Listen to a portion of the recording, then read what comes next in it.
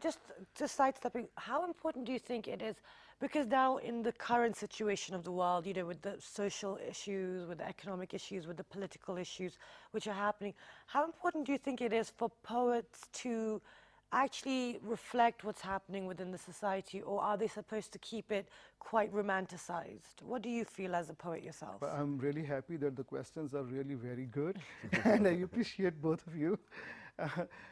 You see, when an intellectual talks, uh, he appeals your rational faculty, whereas when poet talks, he appeals your heart and he appeals your emotional faculty. And I think that everybody knows that we are the combination of heart and mind.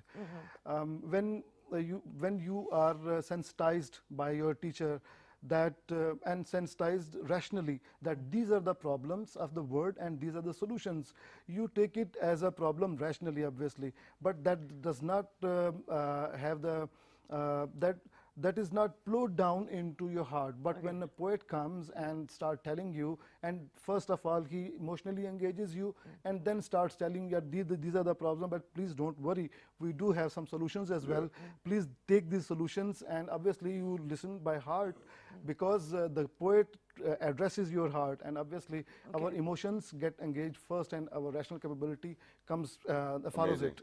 Amazing. And great. then, you know, that we've got a great heritage of poets as well and writers as well. But then at the same time, you know, they say that the most